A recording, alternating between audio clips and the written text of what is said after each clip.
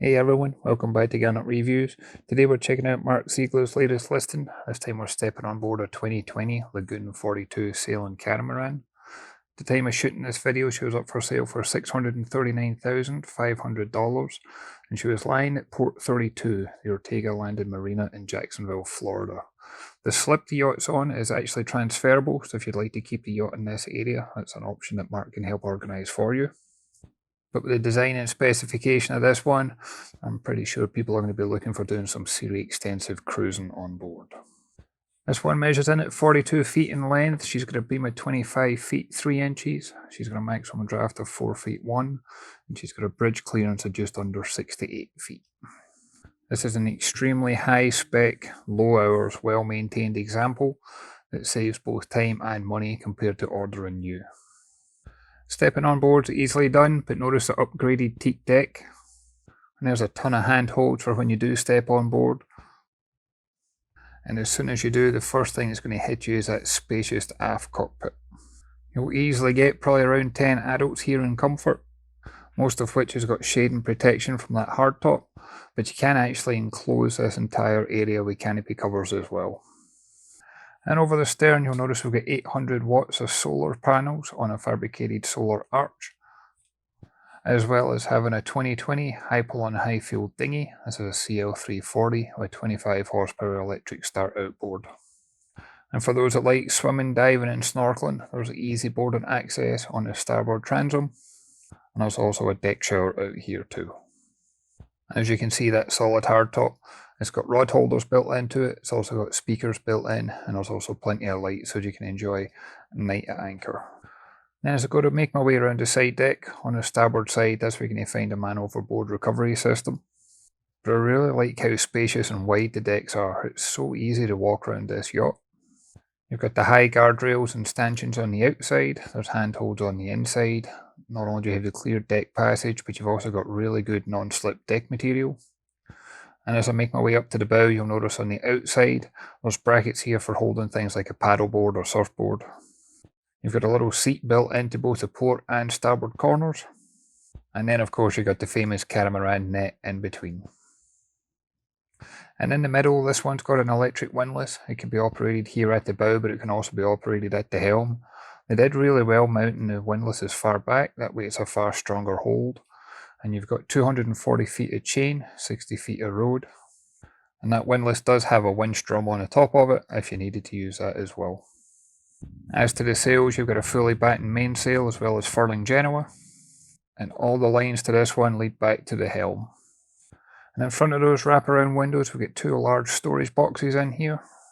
And in the starboard one, you're going to find an upgraded Ona 13.5 kilowatt generator. And notice how clean it is in here. There's no signs of any leaks of any sort. This one's been well maintained with service records available. And I like the fact there's as much access on either side of the generator for performing any service and maintenance in the future. And by having a generator this far forward, if you are going to be using it, for example, if you're at anchor, you're never going to hear it while it's running when you're sitting in the aft cockpit or if you're relaxing on board down below.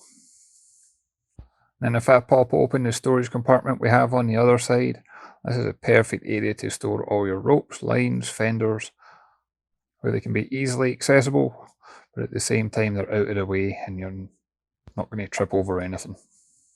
You'll also notice in here we've actually got a spare anchor, and there's additional rope and chain available for it too. And as I continue to make my way around, again you'll notice that on the bow we've got that little seat area right at the corner. You've got the brackets on the outside for the paddleboards and surfboards. And then as I make my way aft, you get that wide deck passage leading up to the raised cockpit. In the helm area, although it's all open and exposed just now, this can be fully enclosed with a canopy cover, and you'll notice that there's opening hatches overhead. So you can have a whole multitude of options, depending on the weather and the cruising locations. And at the helm, I love the fact that all the ropes to do with the sails, they all lead back. They're all labelled in the clutches, so that way you don't have to go up to the bow whenever you're sailing, you don't have to go up to the mast or anything like that. Not only do we have these winches to make it easier, but they're actually electric winches as well. This would be a very easy yacht to sail either single-handed or as a husband and wife team, despite her size. And that sun lounger that you see to starboard, that's actually mounted on basically like a curtain rail type thing, but that way the seat covers are actually secured to the deck, although obviously you can remove them if you wanted to. And then someone's had a clever use of design when it comes to using the red and green ropes, that way you know which one's a port and starboard. And as to the engines, this one's powered by twin Yanmars. These have got the upgraded 57 horsepower engines with 79 gallons of fuel on board, and these engines have got less than 500 hours on the clock. And being twin screw, this one can spin on its own axis just like she was a big trawler yacht, so it's really easy to do your close quarter manoeuvre in the marina despite having a beam over 25 feet. This has full B&G instrumentation. This includes a multifunction display that's got a chart plotter, radar, AIS. You've obviously got your wind speed, direction, your autopilot, everything you need for serious passage making, but with all your friends and family right next to you in that aft cockpit. And underneath the seats, there's storage compartments in here as well. But for extended cruising, we also have an outdoor fridge freezer mounted. That way you can enjoy more time at sea without having to rush back into shore to stock up on supplies. And as I pan the camera around, you'll also get a close-up of that teak deck. The fit and finish of this yacht inside and out is superb. Definitely high craftsmanship involved whenever this boat was designed and built, and it's obviously been well maintained by the current owners.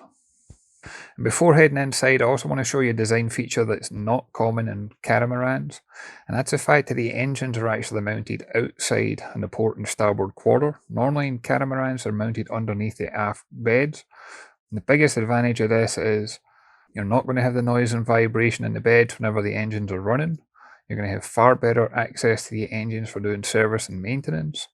And if you think long term, 10-15 years down the road, if you ever need to upgrade these engines, they're so easy to remove and replace compared to having them mounted inside.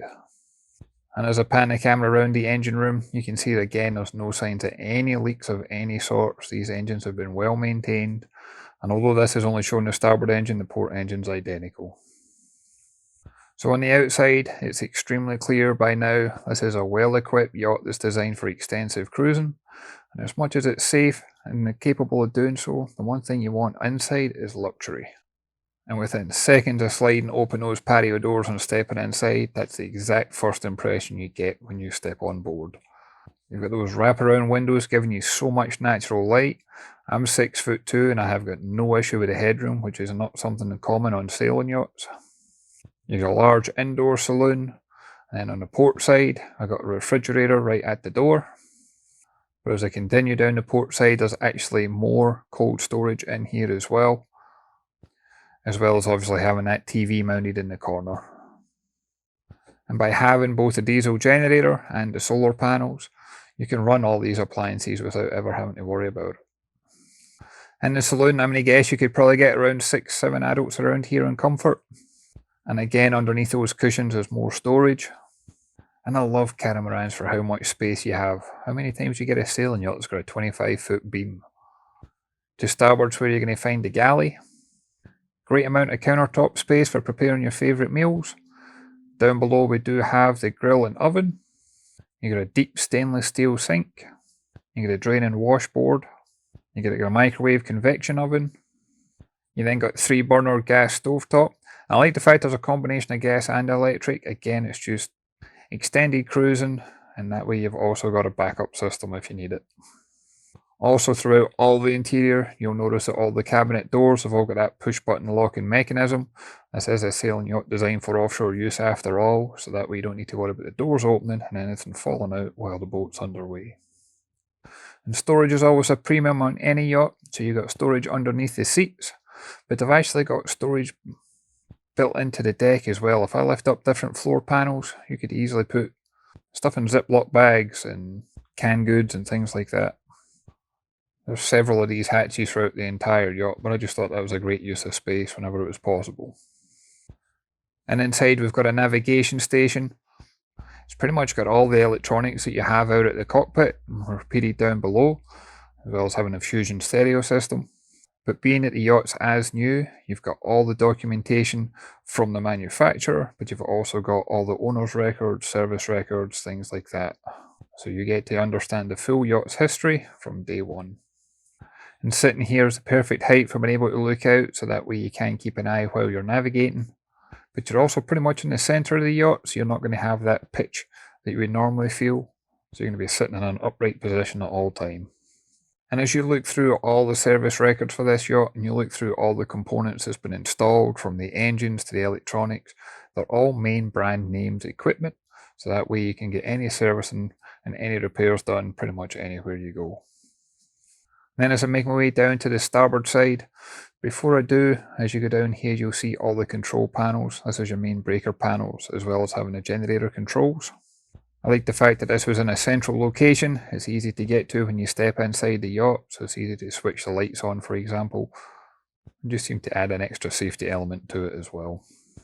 And this is me basically stepping down into the starboard hull, and the starboard side is like a complete owner's section, because on the bow is where you're going to find the ensuite heads compartment. As you walk in here, you get the toilet first, you get the wash hand basin on the port side, countertop space, there's storage for toiletries and personal belongings, and then you got the walk-in shower right at the very front. Again, no issue with headroom in here. I could use that shower myself without any issue. In sail or power, I'm always a big fan of having a separate heads and shower compartment. It just makes both options far easier to use. And again, look at the craftsmanship of the material. Look at the way that they close with the perfect gaps throughout, the way they've all got that locking mechanism. And then as I head aft, you'll notice that again, we've got plenty of storage in here. But one of those storage options, I mean, I'll open this door up, you'll see it's actually got a washer dryer built into it. That way you've got always clean clothes, fresh towels, fresh linens. And then between here and the actual berth and the aft cabin, you'll notice that we've got a large desk area. This could also double up as a vanity station if you wanted to. You could make this like a small office. And I personally follow several YouTube channels where people enjoy cruising.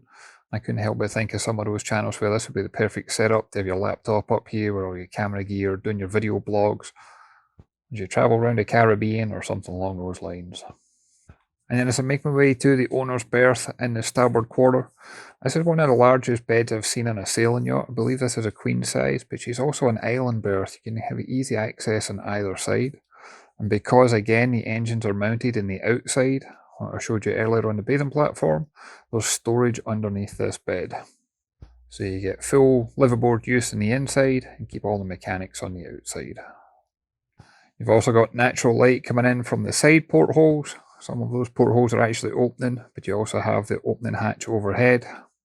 And the entire yacht is of course air conditioned with several different zones, and that way you can keep each section to the right temperature.